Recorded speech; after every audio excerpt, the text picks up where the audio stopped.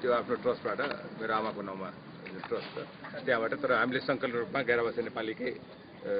मार्फतबाट दिएको र त्यो ट्रस्टबाट मैले अलग्गै आफ्नो व्यक्तिगत रूपबाट सहयोग गरेको।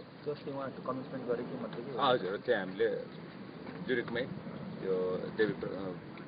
जुन हाम्रो विपद परेको बेलामा नेपालीहरूले जहाँ बसे पनि नेपाललाई सहयोग गर्नुपर्छ भन्ने भावनाले नै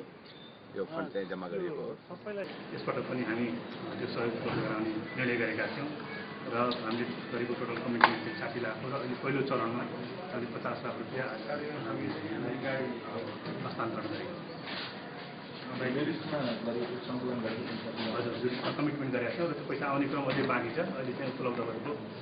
एकमुष्ट रकम चाहिँ 50 लाख हामीले अहिले हस्तान्तरण गरेको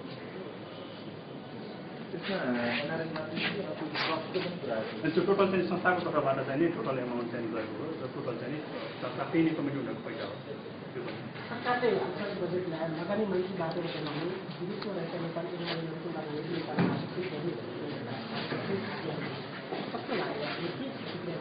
समग्रमा चाहिँ बजेटको कुरा गर्दाखेरि यहाँ चाहिँ ऊर्जाको कुरा भएको छ, कृषिलाई चाहिँ प्रायोरिटी हामी एकदमै पोजिटिभ लिएका छौँ र सबभन्दा महत्त्वपूर्ण कुरा के हो भनेदेखि बजेट राम्रो छ तर यसको चाहिँ कार्यान्वयन पक्ष चाहिँ नै यसलाई कसरी नै यसको जुन टार्गेट गरेको छ त्यो लक्ष्य हासिल गर्नु चाहिँ नै सबभन्दा इम्पोर्टेन्ट पार्ट हो। यो बजेट चाहिँ नि पोजिटिभ रूपमा हामीले लिएका छौँ।